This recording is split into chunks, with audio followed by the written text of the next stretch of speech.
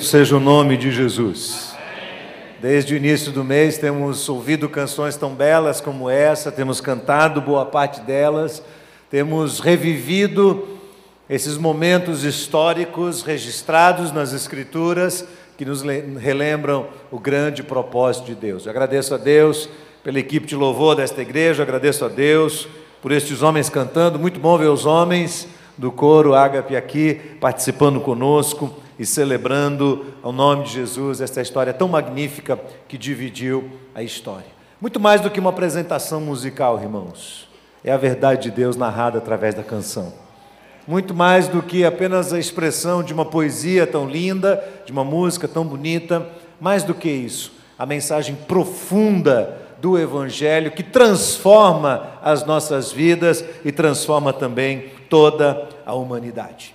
Se durante todo o mês estivermos dando um foco na obra de Cristo e lembrando a igreja de que temos uma missão, e lembramos isso a semana passada, relembramos que naqueles 40 dias em que Jesus ficou sobre a face da terra, ele primeiro se manifestou a alguns dos seus, ele também trouxe clareza para nós acerca de profecias do Antigo Testamento, abrindo os nossos olhos, os olhos dos discípulos na época e também os nossos hoje, acerca das promessas e profecias do Antigo Testamento que estão se cumprindo uma a uma, mas ele também veio para revestir os seus de poder e de autoridade e designar a eles uma missão.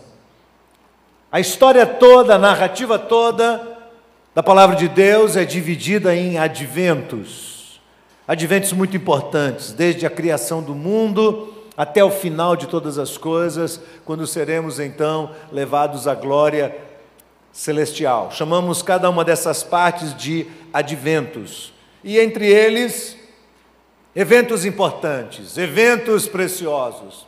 Se aconteceu o advento da lei no tempo de Moisés, Jesus vem e inaugura um novo momento, e nós o chamamos do advento da graça.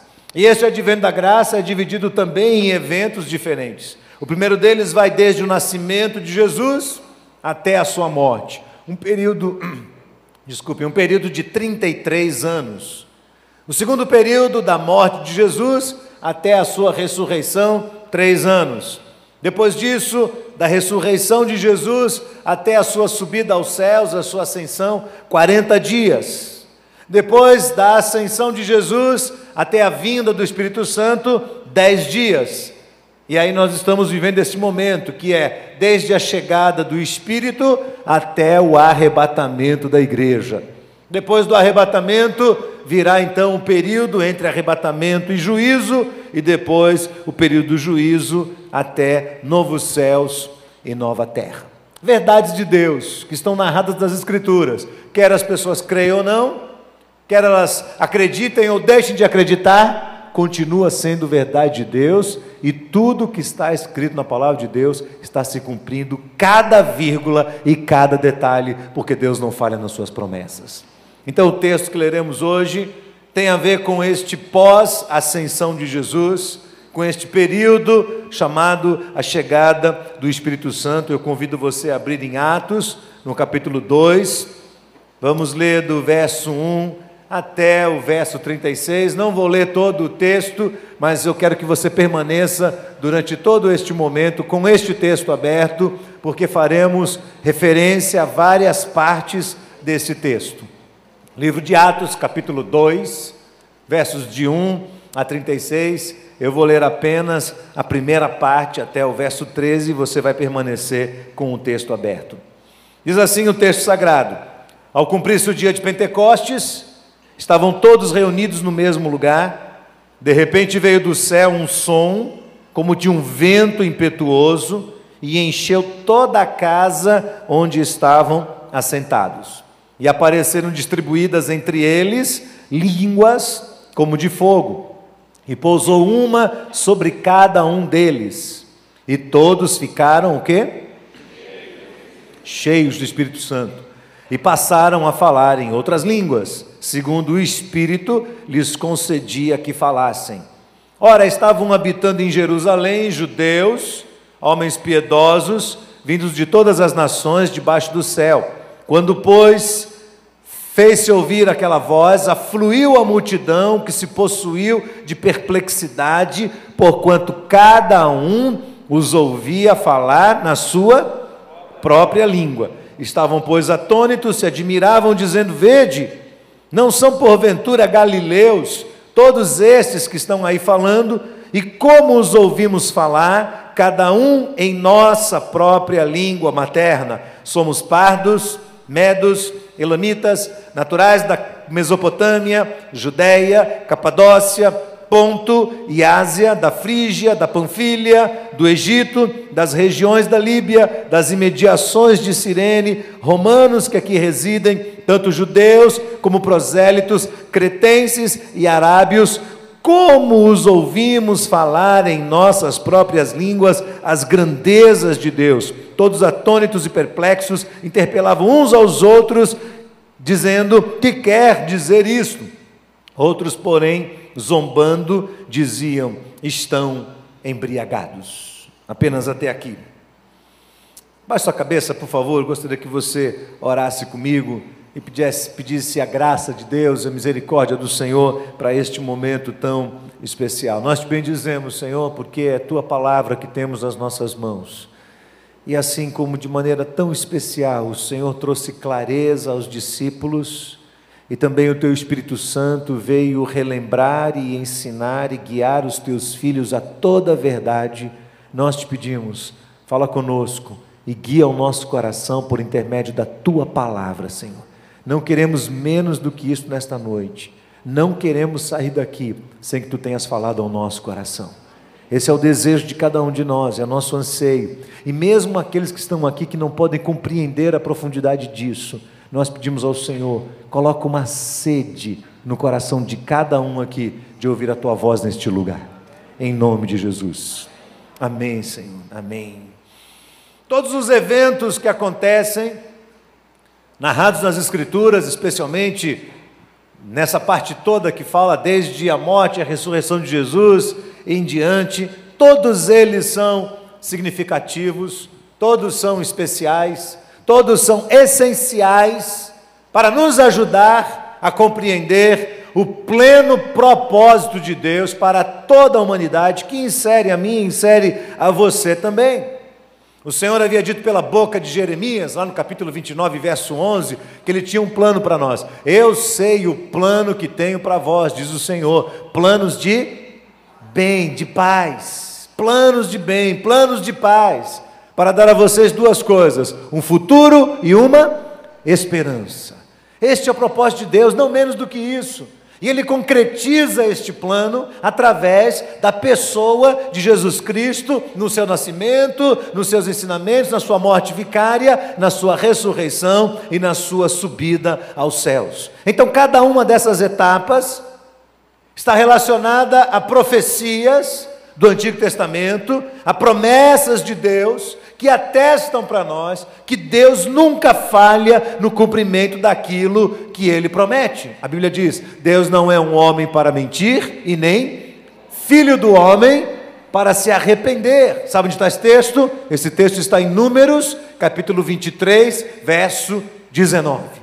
Deus não é um homem para que minta, e nem filho do homem para se arrepender. Porventura não disse Ele? Se Ele disse, Ele cumprirá a sua palavra.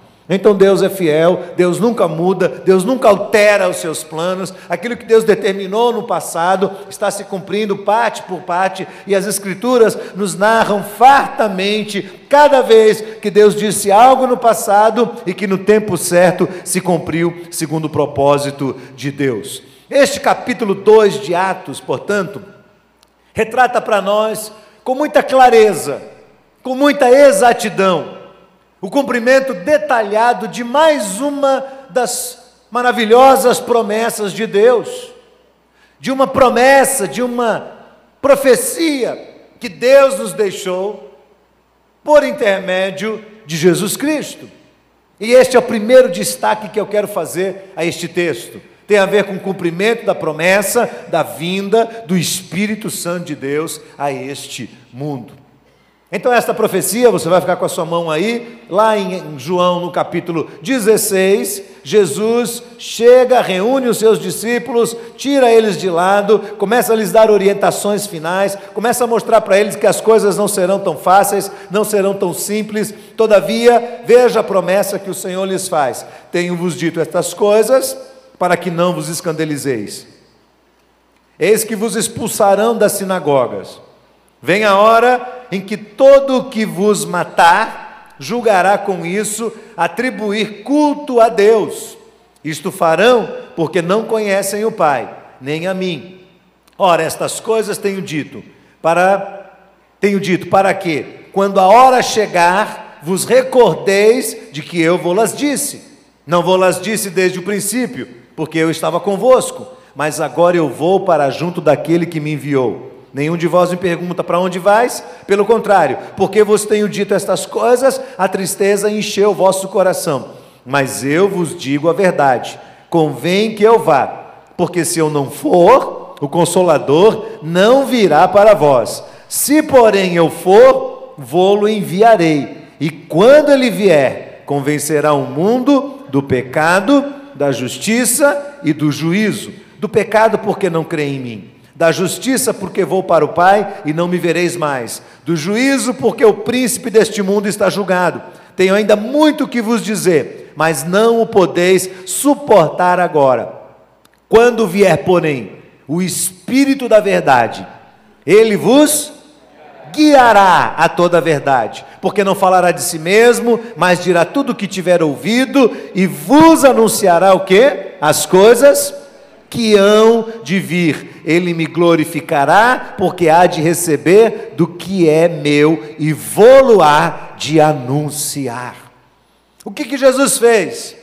Já antecipando aos seus discípulos a sua morte, antecipando aos seus discípulos o momento difícil que ele estava para enfrentar, ele diz: olha, eu sei que eu estou dizendo isso para vocês, o coração de vocês está se enchendo de tristeza, mas eu estou fazendo uma promessa aqui, é parte do cumprimento do plano de Deus. Deus não foi pego de surpresa, Deus já tinha esse plano preparado desde a eternidade, e o plano de Deus é esse, ele vai se cumprir. Eu vou ser morto, eu vou ser crucificado, eu vou ressuscitar ao terceiro dia, eu vou subir ao céu, e quando eu for para o céu, eu vou preparar lugar para vocês, mas enquanto isso, eu vou enviar o Espírito Santo, o Consolador, para que ele convença vocês do pecado, da justiça, do juízo, e mais do que isso, para que ele guie vocês em toda a verdade e fale daquilo que está no coração de Deus. Foi promessa de Jesus. Lucas capítulo 24, verso 49, Jesus diz aos discípulos no finzinho, quando ele já está prestes a ser traído e aprisionado,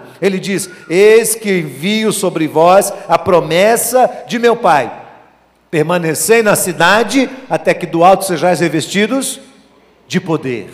Esta é a promessa de Jesus, esta é a sua profecia acerca da vinda do Espírito Santo de Deus neste mundo. Agora presta atenção, o Espírito já existia? Claro que existia. O Espírito é Deus.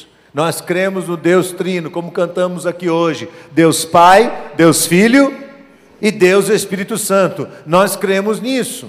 Cremos que Deus é Senhor de todas as coisas e subsiste nessas três pessoas: Pai, Filho e Espírito Santo, cada um com um propósito determinado sobre a face da terra, sobre toda a criação de Deus, que é a humanidade. O Espírito Santo de Deus já existia, mas diz o Senhor que ele viria e teria o seu momento de ação a partir da ida do Senhor aos céus. Existem aparições do Espírito Santo de Deus no Antigo Testamento. Existem aparições que mostram para nós que o Espírito vinha e ia embora.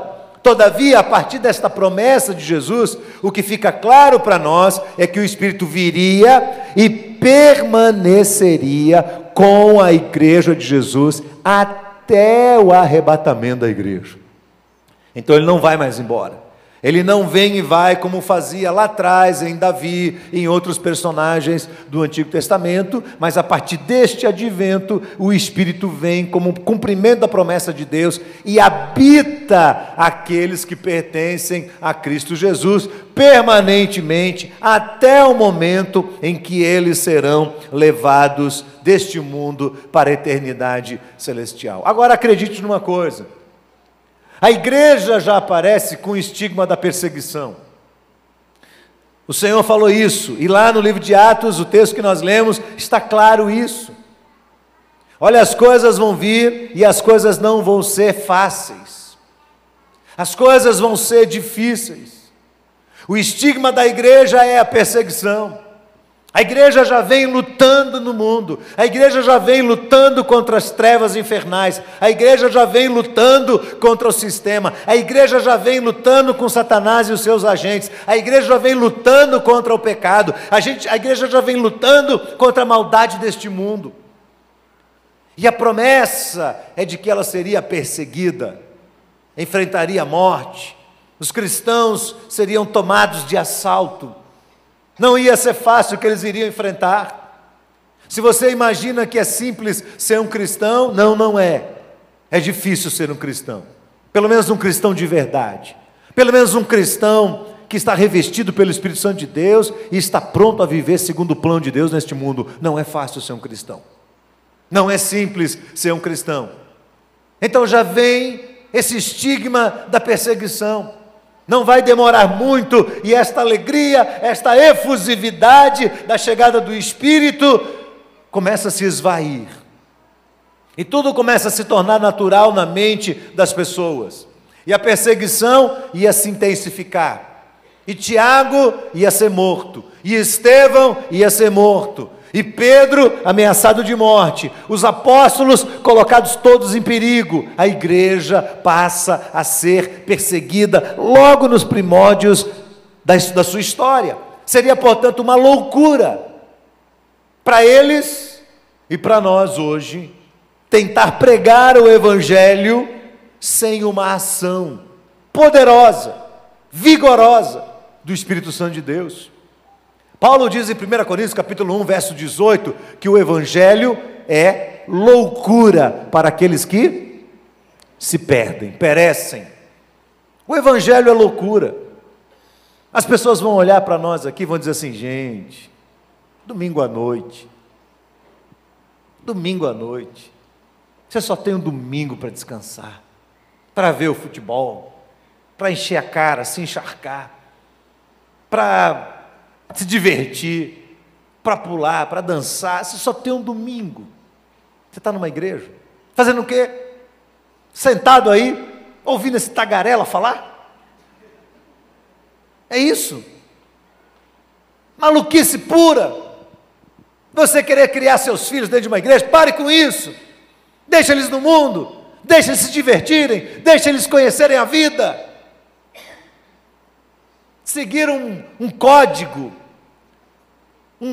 de ética religioso, escrito há tantos anos atrás. Que é isso, rapaz? Existem coisas mais modernas, literaturas mais apropriadas à nossa cultura e à nossa geração. O que é que você está fazendo seguindo os crentes, a Bíblia, esse negócio que cheira mofo antigo? O que é que você está fazendo? Por que isso? Porque a palavra de Deus já dizia que a palavra do Evangelho é loucura para aqueles que se perdem, para aqueles que estão no caminho da perdição. Seguir a Cristo é uma loucura. Seguir a Cristo é algo insano, é algo que foge a toda lógica humana. E hoje não é diferente. Hoje a igreja está prestes a ser sufocada.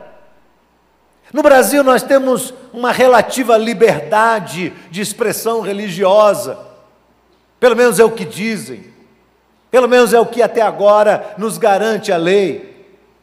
Mas quem pode dizer para nós que a Constituição não vai mudar?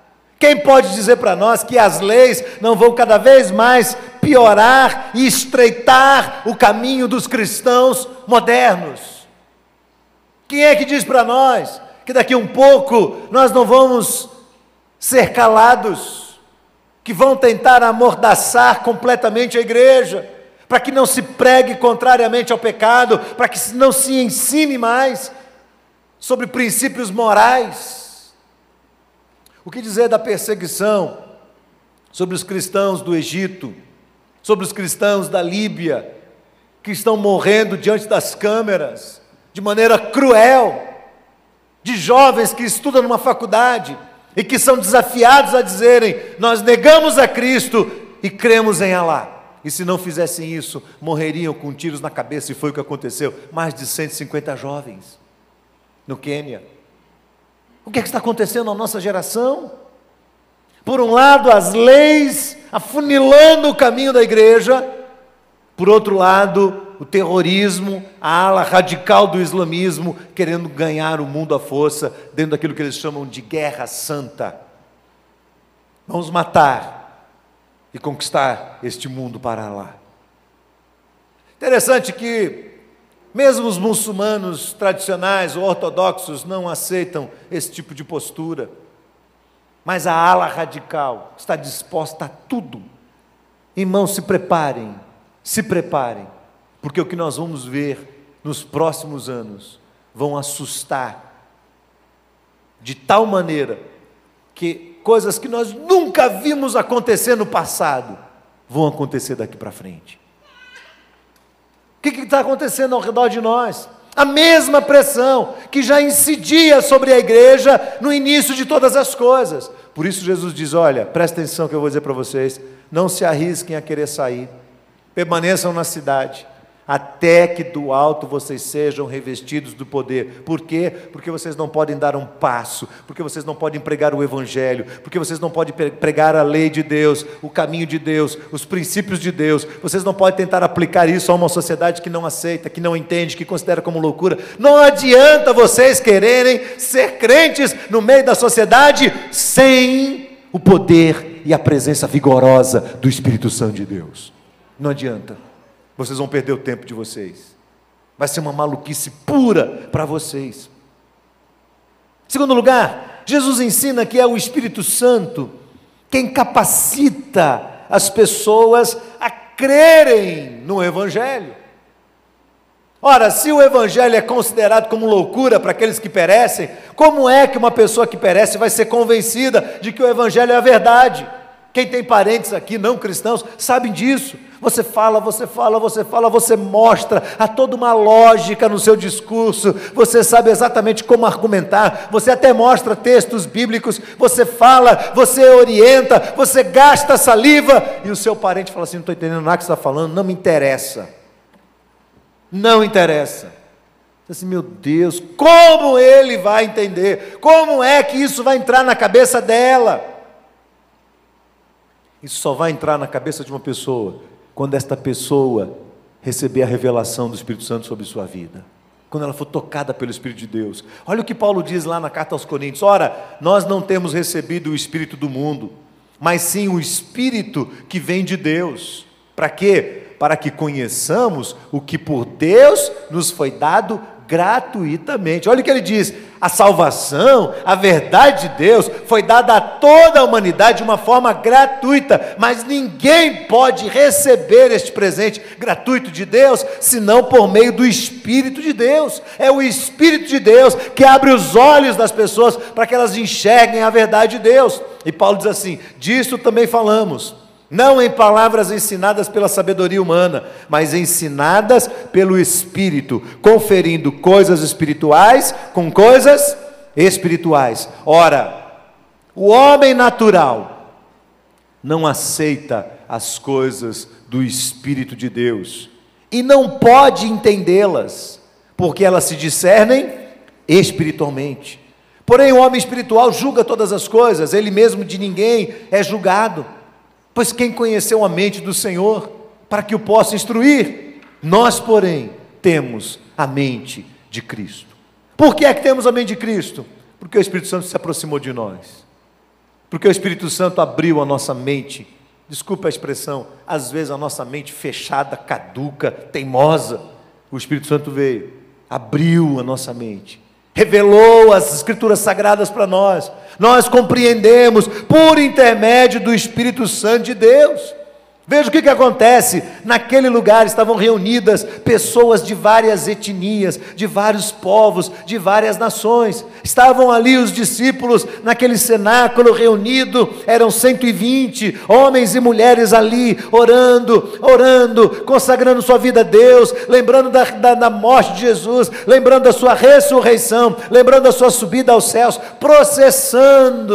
processando na mente deles a missão de Cristo, o chamado de Jesus, e ali juntos pensando, como é que nós vamos fazer isso? Como é que nós vamos pregar? Jesus não apareceu para todos, nós vamos ter que testemunhar. Eles estão conversando entre eles para ver o que é que vai acontecer, e um fenômeno extraordinário acontece com a chegada do Espírito Santo. Ali estão reunidas pessoas de várias nações diferentes, existem medos e persas e elamitas, gente da Capadócia, gente do Ponto, gente da Galácia, gente da Panfilha, gente de vários lugares daquela região, estão reunidos na cidade, porque é uma cidade central, porque é um lugar do comércio, o povo todo está lá, e aqueles homens estão reunidos, e o Espírito Santo de Deus vem, e é derramado naquele lugar, e línguas de fogo pousam sobre eles, e as pessoas na cidade toda ouvem um estrondo, e correm para aquele lugar para ver o que é que está acontecendo, e quando chegam naquele lugar, os discípulos de Jesus, os apóstolos, estão pregando a mensagem do Evangelho.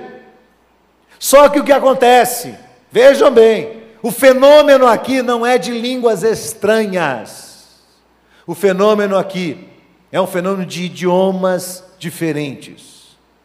Eles estão pregando no idioma deles, muito provavelmente ali um aramaico, uma mistura do aramaico com o grego, e eles estão ali pregando na língua deles. Eles são galileus, eles são camponeses, eles são pescadores, são homens simples, não são homens letrados, não são intelectuais, não são filósofos da época, são homens simples que estão pregando o Evangelho na língua deles. Ocorre que as pessoas chegam e ficam penduradas nas janelas, na porta, enchem o ambiente por todos os lugares, e elas ouvem a mensagem, e a mensagem sai daqui na língua deles, mas cai no ouvido de cada um na sua própria língua. Fantástico! O fenômeno da tradução simultânea. Se você já foi a uma conferência da sua empresa, da igreja, qualquer tipo de conferência, em algum lugar que haviam pessoas de várias nações, você já viu isso acontecer. Então você chega lá, faz o seu registro, e as pessoas dão um radinho para você com um fone de ouvido, e a pessoa que vai palestrar vai falar em inglês. Então você não entende nada de inglês, e do seu lado tem um espanhol que também não entende inglês, e depois dele tem um holandês, e depois tem um alemão, e então cheio de pessoas de várias nações diferentes. Colocam um radinho, o camarada fala em inglês, alguém lá atrás tem um alemão, tem um holandês, tem um espanhol, tem um brasileiro, cada um está ouvindo o que ele está falando e traduzindo simultaneamente no microfone, e esse negócio entra no radinho e vem parar aqui no ouvido dele, não é? O que é fantástico é que lá no livro de Atos, nesse dia, o que acontece é que o Espírito Santo de Deus traduz a mesma mensagem sem precisar de tecnologia nenhuma. Por quê? Porque Ele é o Espírito Santo de Deus. E Ele prega. E eles começam a pregar. E eles começam a pregar. E aquilo é algo extraordinário. As pessoas falam, gente, esses homens são galileus. É gente simples. Eles não conhecem. Agora veja, você entendeu o que ele falou? Eu entendi. Na minha língua, eu entendi na minha, e eles ficam admirados de ver o que é que está acontecendo naquele lugar. Sabe o que acontece? Atos 2 é a inversão de Gênesis 11. Gênesis 11 nos conta a história de Babel, nos conta aquele momento da história em que os homens fizeram desenho de uma torre gigante e começaram a trabalhar nesta torre, e se empenharam por isso, e uniram seus esforços, e uniram a sua inteligência, e uniram todos os seus recursos e sua capacidade, e começaram a executar aquela obra, e à medida que a obra foi crescendo, eles foram falando, uau, nós somos o máximo, nós somos muito bons, olha só nossa capacidade, rapaz, essa torre vai ficar muito alta, Nós vamos tocar o céu com essa torre. Nós vamos tornar célebre o nosso nome. O nosso nome será conhecido em todo o mundo, por todas as gerações. Seremos grandes. Seremos grandes. E eles começam a crescer dentro deles. A torre vai crescendo por fora e a alma deles vai crescendo também. Deus conhece o coração do homem. Deus sabe como é que isso acontece na nossa vida. Na nossa vida, na nossa casa, na nossa igreja, no nosso meio. Nós somos assim. Nós somos essas pessoas que quando fazemos as coisas e as coisas dão certo. Nós somos as pessoas que quando fazemos e vemos o resultado do nosso trabalho, o nosso coração é tentado a crescer, é tentado a se achar o máximo. E nós vamos avançando, avançando, avançando e achando que somos cada vez melhores. E de repente, lá vem uma rasteira de Deus.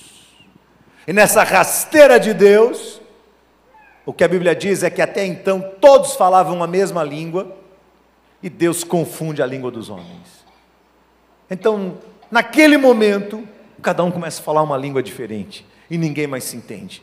Um diz, é um pedaço de pau. O outro fala, não, é a pá. Me dê a pá. O outro joga um pedaço de pedra nele, e começou a virar uma confusão tremenda entre eles, ninguém entendia nada, uma confusão, uma desordem, que simplesmente interrompeu totalmente aquele projeto, e aquele negócio não foi adiante. Sabe por quê? Porque o plano de Deus não é que homens e mulheres sejam exaltados neste mundo, o plano de Deus continua sendo a glória do nome dEle. Não é diferente, continua sendo a glória do nome dEle. Então o Senhor confunde os homens, confunde as línguas, e a torre é interrompida. Acabou. Agora eles vêm parar aqui dentro da igreja do Senhor. E aqui o fenômeno é o contrário. Se todo mundo está esparramado, se o mundo inteiro está dividido em etnias, em povos, em nações, agora o Evangelho de Jesus vem e o Espírito Santo traduz o Evangelho numa linguagem que todas as línguas, todas as etnias, todos os povos, todas as nações do mundo são capazes de entender. Por quê? Porque há uma profecia da parte de Deus, lá em Apocalipse capítulo 5, que diz que diante dele, joelho de todas as nações vão se dobrar. Diante do Cordeiro, gente de toda etnia, povo, língua e nação, raça e nação, vão declarar que ele é Senhor da vida. Então isso vai acontecer, é promessa de Deus, estão narradas nas Escrituras. Agora, irmãos, considerem que sem o Espírito Santo de Deus, nós não conseguimos viver em unidade em lugar nenhum. É o Espírito que nos torna um só. É o Espírito Santo de Deus. Sem o Espírito, nós não damos um passo à frente de nós. Sem o Espírito Santo, você não consegue lidar nem com sua própria família. Quem aqui já teve a sensação assim, meu Deus do céu, parece que o que eu falo dentro dessa casa é grego.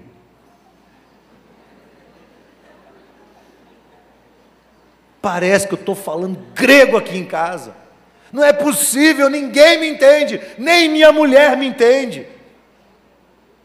Ela já vive comigo há 50 anos e ela não me entende ainda.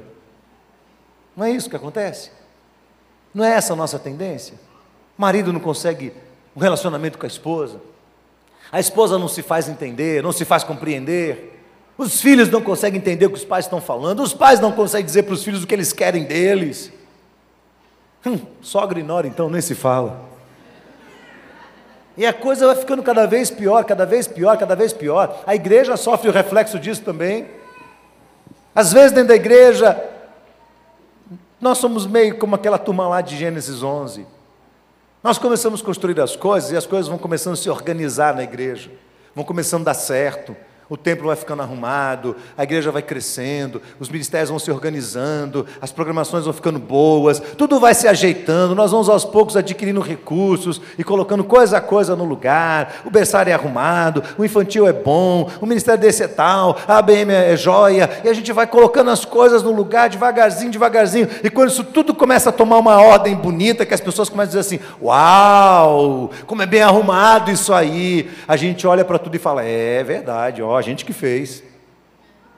Aí Deus vem, e o Espírito Santo de Deus vem e confunde a língua entre nós. Aí um fala uma coisa, o outro entende outra. Aí eu digo uma coisa daqui, o outro entende outra de lá. Se for essa conversa para o WhatsApp, então aí piorou mais ainda. porque é uma confusão que não tem tamanho. Não há sentimento naquilo, tem só uma palavra, e a palavra é mal interpretada, e aquilo gera um transtorno, e gera uma confusão, e gera um sofrimento, e gera ruptura no meio da igreja, e vai, e a coisa não caminha mais.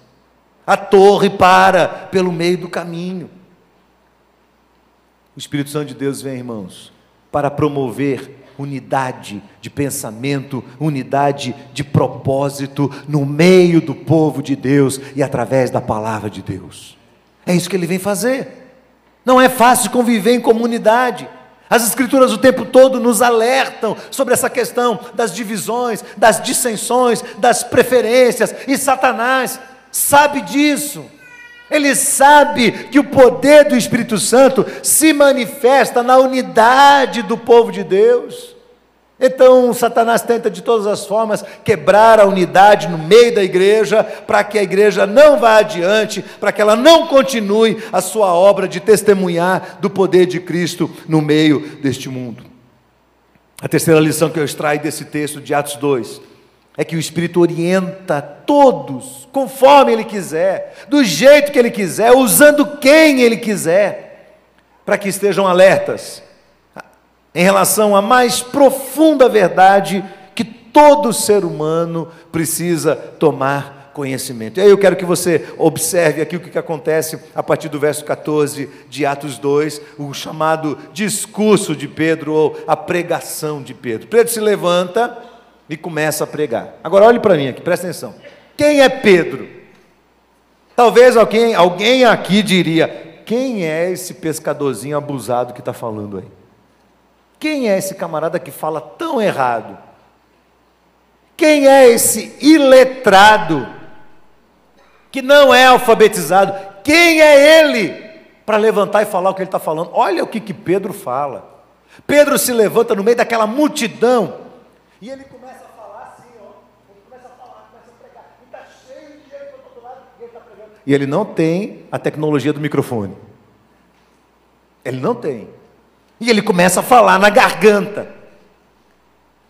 Aí verso 14 diz assim: então Pedro se levantou com os 11, erguendo a voz, advertiu-os nesses termos: varões judeus, todos os habitantes de Jerusalém, tomai conhecimento disso e atentai nas minhas palavras. Estes homens não estão embriagados, como vindes pensando, sendo esta a terceira hora do dia. Primeiro já começa dando uma bronca. Ninguém está embriagado aqui não, viu? Ninguém bebeu não. Já começa dando uma bronca. O que ocorre é o que foi dito por intermédio do profeta Joel. Agora olha que coisa linda. Olha que coisa linda. Um Pedro, um pescador rude, um homem do mar, um homem iletrado, ele tem 2 textos decorados na cabeça. Você tem algum texto decorado na sua cabeça? Tem? Pedro, simples do jeito que era, tem 2 textos fantásticos decorados na cabeça, e não é o Salmo 23, verso 1. Não é. Também não é João 3,16, porque João 3,16 ainda ia ser escrito. Então ele pega o trecho de Joel, capítulo 2, do verso 28 ao verso 32, ele está aqui, ó.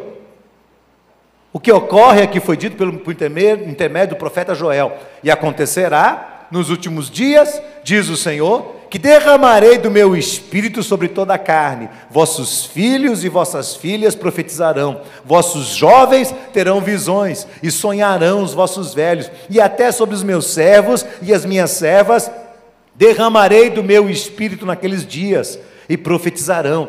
Mostrarei prodígios em cima nos céus, sinais embaixo na terra, sangue, fogo e vapor de fumaça. O sol se converterá em trevas, a lua em sangue, antes que venha o grande e glorioso dia do Senhor. E acontecerá que todo aquele que invocar o nome do Senhor será salvo. Olha que texto. Ele não tinha esse texto num pergaminho. Esse texto está na cabeça dele. Então ele declara esse texto, e esse texto resume a mensagem do Evangelho, e ele aplica diretamente: varões israelitas, atentai nessas palavras. Jesus, o Nazareno, varão aprovado por Deus, diante de vós, com milagres, com prodígios, com sinais, os quais o próprio Deus realizou por intermédio dele entre vós, como vós mesmos sabeis, sendo este entregue pelo determinado desígnio e presciência de Deus. Olha só, aí vem a bomba: vós o matastes. Doido, não é? Vocês são assassinos de Jesus. Ele está pregando. Ele olha para aquele monte de gente e diz assim: olha, a culpa da morte de Jesus é de vocês. Vocês prenderam Jesus, vocês mataram Jesus. Vós o matastes, crucificando-o por mãos de iníquos. Muita coragem, muita coragem. Mas será que é uma coragem comum? Claro que não. Este homem era impetuoso, mas não era corajoso. Foi ele que chegou para Jesus e disse assim: Senhor, estou pronto a ir contigo até a morte. E Jesus falou: ah, Pedro, você não sabe de nada, você é um inocente. Você não sabe de nada. O galo vai cantar 3 vezes, e na terceira vez, você vai me negar feio. E quando Jesus é pego, logo, Pedro sai correndo, se esconde entre os arbustos e começa a fugir, e quando é abordado 1 vez, 2, 3, ele chega a praguejar, quer dizer: eu não conheço este homem, eu não sei quem ele é. Quando Jesus é levantado à cruz, o galo canta 3 vezes, e Jesus, de lá de cima da cruz, abaixa os seus olhos e encontra com os olhos de Pedro, e Pedro chora amargamente, porque ele não foi homem o suficiente, não foi corajoso o suficiente, não foi macho o suficiente para continuar do lado de Jesus no momento mais difícil. Agora, quer saber de uma coisa? Nenhum de nós aqui é macho o suficiente para isso. Nenhum. Este homem não teria coragem nunca de levantar sua voz, de olhar para aquela multidão e dizer assim: olha, a culpa da morte de Jesus, o Nazareno, é de vocês. Jamais ele teria coragem de fazer isso, se não fosse através do poder do Espírito Santo de Deus. É o Espírito Santo que torna o homem corajoso. É o Espírito Santo que faz com que ele não tenha medo de arriscar a sua própria vida. É ele que faz. Então Pedro vem, abre a sua boca, prega com toda a autoridade, diz: olha, vocês mataram por mãos iníquas, no entanto, Deus o ressuscitou, rompendo os grilhões da morte, porquanto não era possível que fosse retido por ela. Está claro na mente dele, mas mais uma vez, este homem iletrado, simples, indouto, usa outro texto da palavra de Deus, decorado na mente, ao qual, porém, verso 25, porque a respeito dele diz Davi, e qual é o texto? É o Salmo 16, do verso 8 ao verso 11, diante de mim envia sempre o Senhor, porque está à minha direita, para que eu não seja abalado, por isso se alegrou o meu coração e a minha língua exultou, além disso também a minha própria carne repousará em esperança, porque não deixarás a minha alma na morte, nem permitirás que o teu santo veja a corrupção, fizeste-me conhecer os caminhos da vida, encher-me-ás de alegria na tua presença. Ele usa um texto da palavra de Deus, também decorado, e agora, além de ter acusado todo mundo que estava ali da morte de Jesus, ele defende a ressurreição, o que ninguém acreditava. Os filósofos condenavam isso, davam risada. Jesus não apareceu a todos, vimos isso semana passada, mas apenas a alguns. E agora ele chega com toda a coragem e diz: ele ressuscitou, segundo o que diz lá no Salmo 16, este é mais um cumprimento da profecia de Deus. Você percebe o que está acontecendo aqui? Pedro simplesmente está pregando esta verdade com toda a coragem, e ele sabe disso, que naquele momento Deus está derramando o seu poder sobre todos os povos, sobre todo tipo de pessoa, sobre todas as etnias.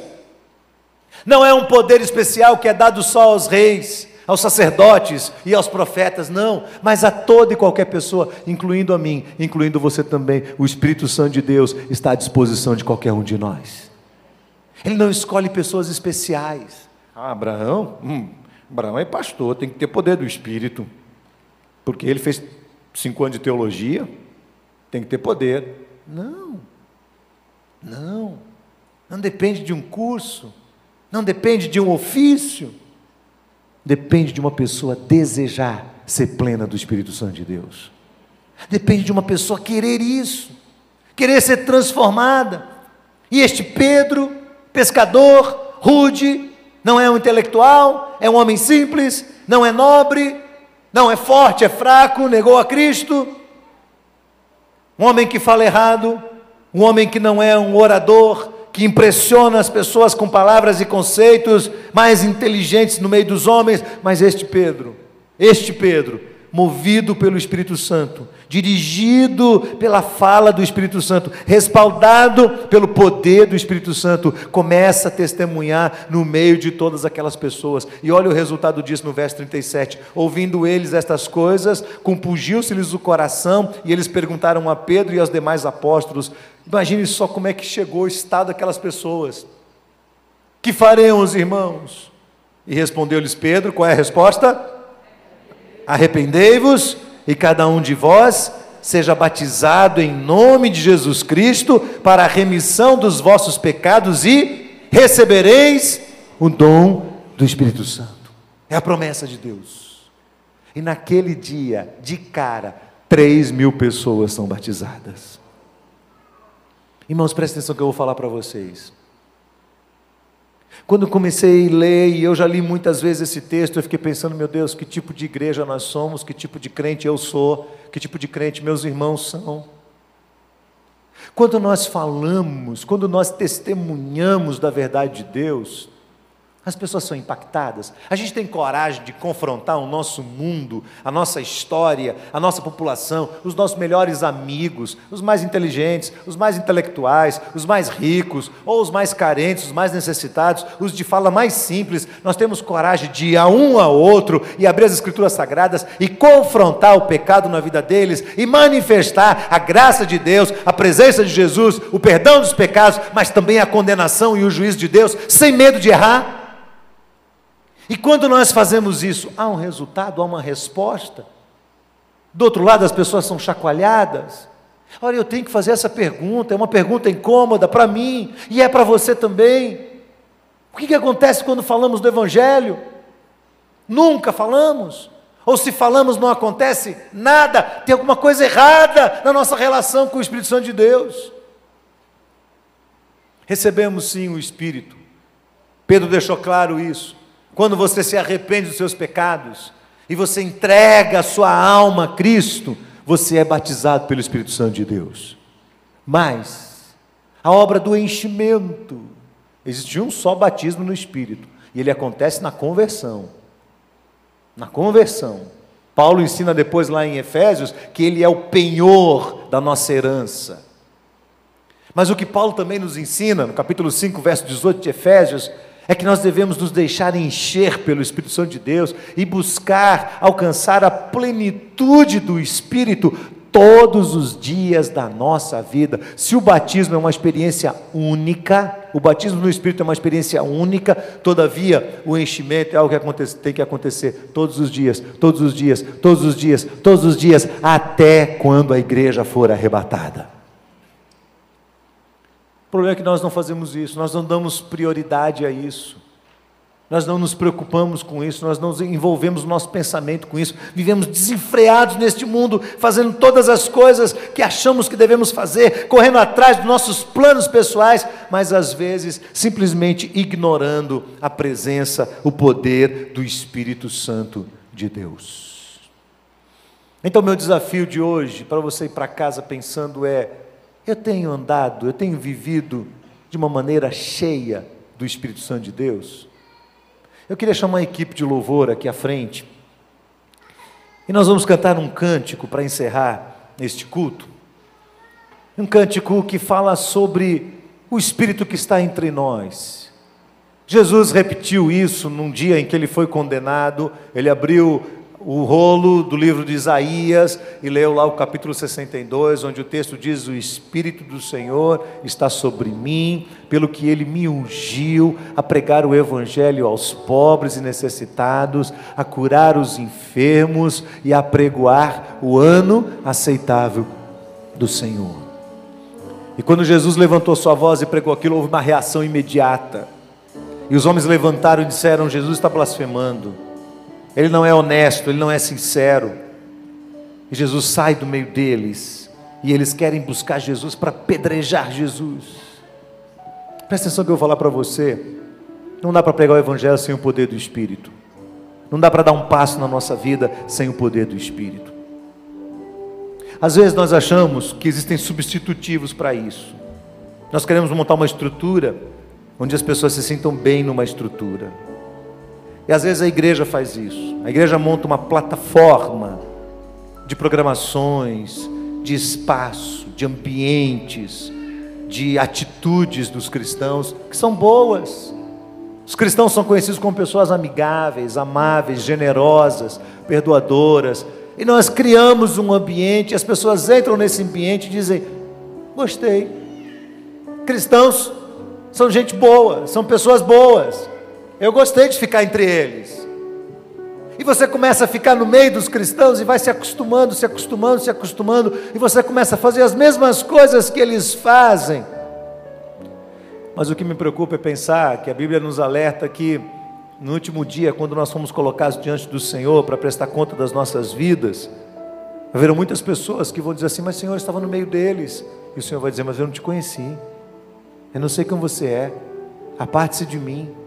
Você continuou praticando a injustiça, não houve uma mudança na sua vida, não houve uma transformação, não houve uma verdade, você nunca se arrependeu, você nunca quebrantou seu coração. Atenção, irmãos, atenção, queridos irmãos, atenção. Porque às vezes há um pecado arraigado à nossa alma, tão profundamente, e a gente começa a se acomodar com a ideia e dizer assim: é isso aí mesmo. Quando a gente deveria cair humilhado diante de Deus, essa relação com o Espírito Santo, o enchimento do Espírito, nos faria normalmente abominar o pecado, detestar o pecado e nos arrepender dele, ajoelhando diante do Senhor, chorando diante do Senhor, dizendo: Senhor, me transforma, Senhor, enche a minha vida, Senhor, me muda, Senhor, muda o meu coração, Senhor, muda a minha personalidade, muda o meu jeito, muda essa minha forma de ser. E a gente vai ficar nesse confronto, e quem vive na busca do Espírito Santo vai ter essa inquietação no seu interior. Paulo ensina isso na carta de Gálatas: há uma guerra interior no coração sua, do Espírito Santo de Deus, contra a sua vontade, a sua própria carne. Há uma guerra dentro do coração, e é normal isso. O normal, a grande questão anormal é quando você se acomoda, quando você se assenta no meio e você fica e parece que não há sentido naquilo. Você vê um culto, você vê uma música, você olha, você acha bonito, você gosta, mas quando você sai parece que aquilo não tomou sua alma, sabe? Aquilo não tomou o seu coração lá por dentro, aquilo não levou você a um estado de quebrantamento diante de Deus. Às vezes você ouve um apelo e você diz assim: eu não vou à frente, desculpa a expressão, eu não vou pagar mico lá. Sabe como é? Falta aquela humildade no coração, falta um quebrantamento no coração, falta um coração desejoso de vir e se derramar diante do Senhor. Eu queria que você cantasse comigo esse cântico. Fica de pé, vamos ficar de pé nesse instante. Vamos cantar este cântico que fala sobre a ação do Espírito Santo de Deus na nossa vida, na nossa alma, no nosso coração.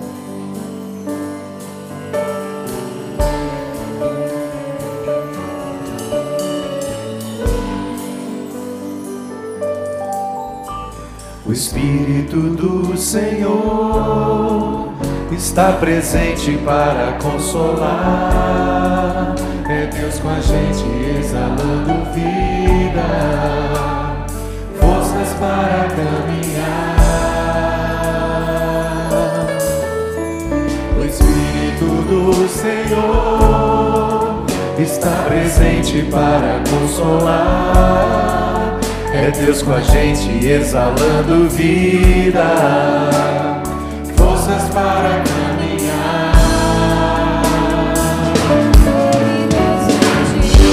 Ele nos ungiu para pregar libertação e quebrar cadeias, a restaurar os corações e anunciar o ano aceitável do Senhor,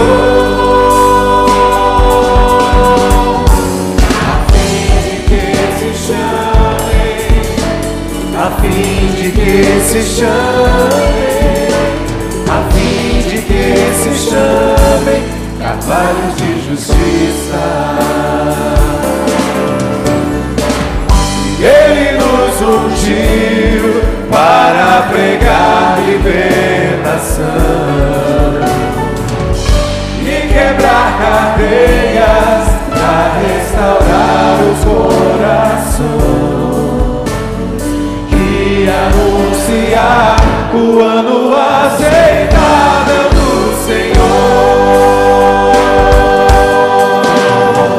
a fim de que se chamem, a fim de que se chamem, a fim de que se chamem carvalhos de justiça, de que se chamem, a fim de que se chamem, a fim de que se chamem carvalhos de justiça. Queria que você abaixasse sua cabeça nesse momento.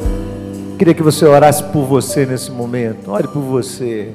Ore por você nesse momento. Diga: Deus, como está meu coração diante do Senhor, Pai? Que importância, que valor eu tenho dado a um enchimento do Espírito, Senhor. Querido, leve essa pergunta a sério, por favor. Pergunte para Deus. Você acha que as reações que você teve essa semana, as reações que eu tive essa semana, será que elas indicam que o meu coração está cheio, pleno do Espírito? Os relacionamentos que eu mantive essa semana, que você manteve, as pessoas com as quais você se comunicou, conversou, a sua reação, as mais diferentes circunstâncias, elas trouxeram à sua mente um enchimento de Deus? Seja honesto, por favor, seja honesto. Questione o Senhor: Senhor, eu tenho andado cheio do Espírito? A forma como você se relacionou com seu marido, com sua esposa, a relação entre família,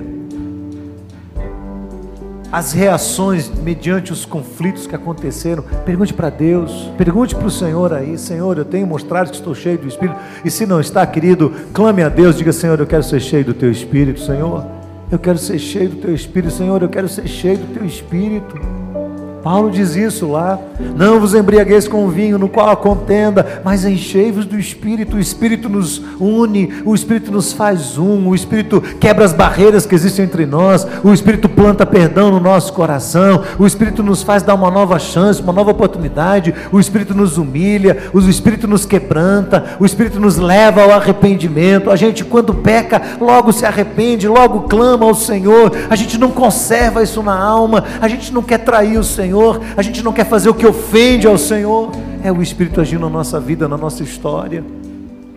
Mas se tudo está tão simples, se tudo está tão ajeitado, e se tudo está tão em ordem, nós estamos trabalhando, estamos fazendo a nossa parte, e parece que está indo tudo muito bem, talvez estejamos construindo uma Babel.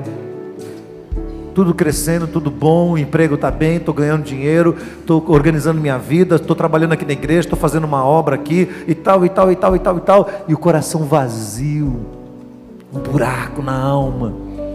Diga para Deus hoje: Senhor, eu não quero sair daqui hoje, se o Teu Espírito não tocar na minha alma, Senhor. Diga isso para Deus hoje, em nome de Jesus. Eu quero perguntar para você, você que está aqui hoje, que não recebeu o Senhor Jesus como Senhor da sua vida, será que o Espírito falou com você? Será que o Espírito falou com você ou não? Será que você está pronto a dar um passo na direção de Jesus? Abandonar a sua antiga vida, a deixar para trás conceitos e preconceitos e ideias e assumir um novo caminho na sua vida a partir de hoje? Talvez não seja um caminho fácil, não é?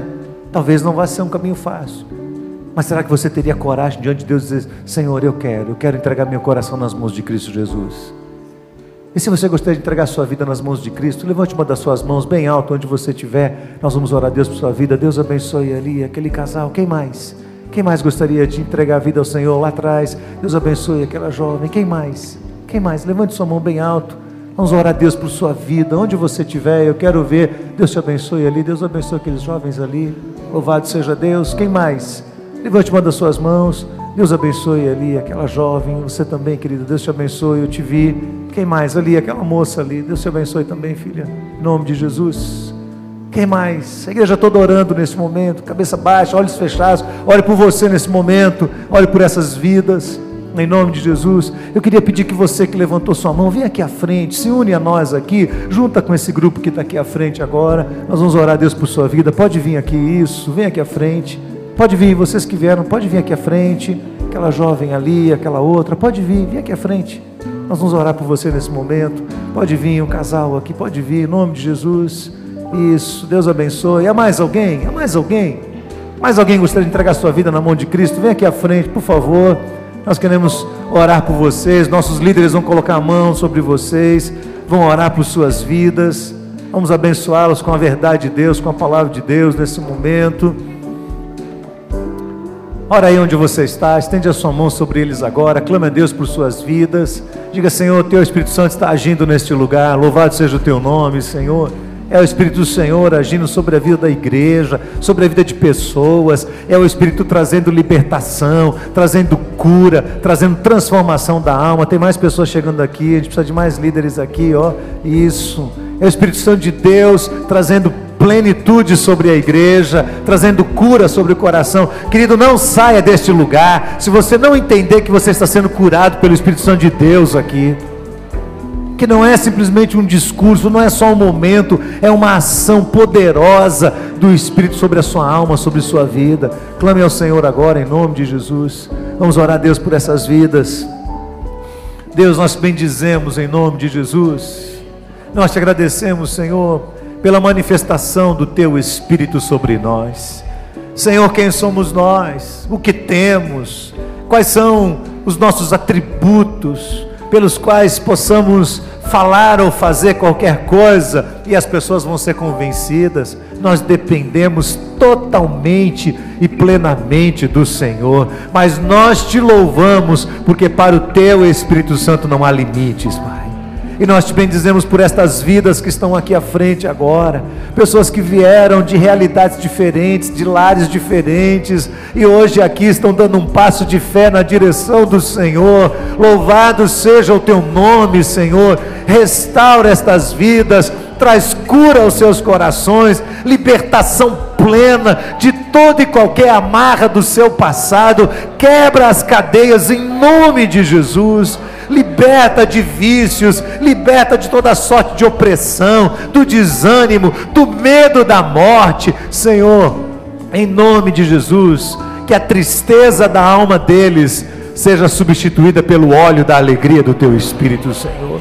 Que eles recebam a graça do Senhor, que eles sejam perdoados de todos os seus pecados, lavados, purificados e remidos pelo sangue de Jesus Cristo, Cordeiro Santo de Deus. Ó Deus, que eles sintam alegria profunda na sua alma, a certeza da vida eterna, a alegria de saber que hoje inaugura-se um novo momento na sua história, Senhor. Que a partir de hoje possam servir ao Senhor, andar na tua presença e tenham as suas vidas alinhadas por meio da tua palavra e dirigidas e curadas e transformadas pelo teu poder e a tua graça, Senhor. Oh, muito obrigado por essas vidas aqui à frente, Senhor, que foram desbancadas do inferno e nesse momento nós celebramos com os anjos do céu a alegria de vê-los na tua presença, Senhor. Abençoa o teu povo nesta noite, Senhor. Senhor, enche-nos do teu Espírito, Senhor. Enche-nos do Senhor, Pai. Não nos permita desejar menos do que isso. Que a nossa alma seja plena do teu Espírito Santo, Senhor. Que nada neste mundo seja mais importante, que nada neste mundo tenha mais valor para nós, senão caminhar com muita fidelidade, com muita sinceridade, com muita tranquilidade, com muita paciência, passo a passo do caminho que o Senhor tem proposto para nós, porque nós sabemos que a tua vontade é boa, agradável e perfeita, e nós queremos andar no centro da tua vontade, Senhor. Abençoa o teu povo, Senhor. Bendito seja o teu nome por esta noite tão feliz. Leva o teu povo debaixo da tua paz, Senhor. Dá uma semana de vitória sobre a vida de cada um que aqui está, Senhor. Dá-nos uma semana de submissão, de vida vivida aos pés da cruz de Cristo. Que o teu amor, a graça de Cristo e a presença do Espírito seja com todos para a glória do Senhor, em nome de Jesus. Amém, amém, amém, amém, irmãos. Deus abençoe em nome de Jesus. Vamos em paz.